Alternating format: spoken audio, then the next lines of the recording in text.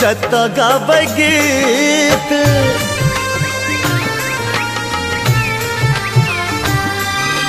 लगनी नचारी बट गबनी सन मधुर मधुर संगीत। चलू घूमै ले मिथिला यौ मीत, चलू ने घूमै ले मिथिला यौ मीत।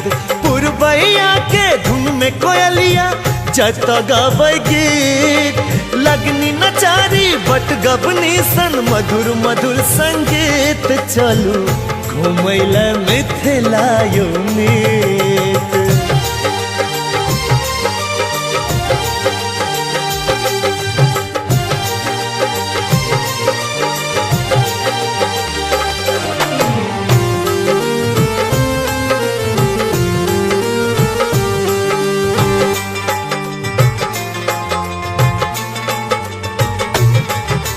पीपर के गाछ तर पोखर के घाट पर,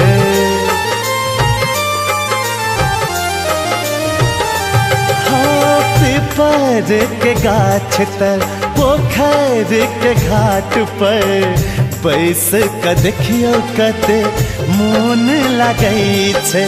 मैथिली भाषा दुनिया भर में सब भाषा समेत।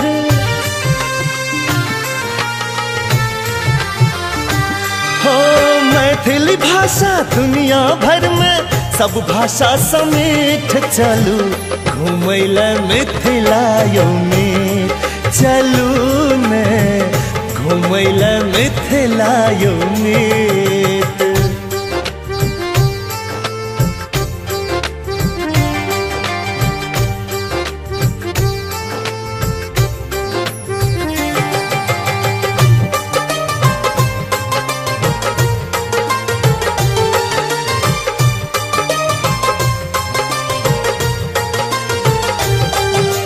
भाई बहिनक प्रेम भर दुतिया,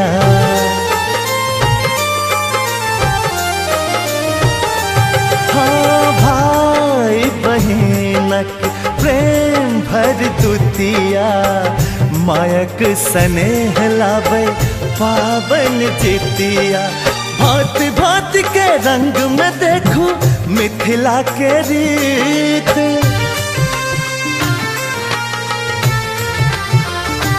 हो भांति भांति के रंग में देखू मिथिला के रीत। चलू घूमै ले मिथिला यौ मीत, चलू ने घूमै ले मिथिला यौ मीत।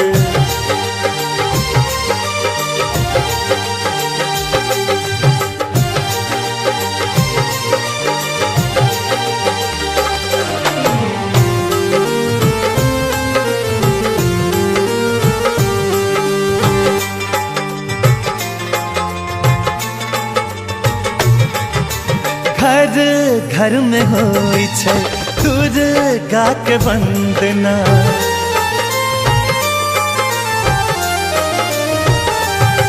हो घर घर में होई छै दुर्गा के वंदना।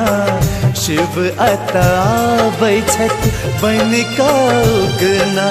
काका काकी भैया भौजी माँ बाबू के प्रीत।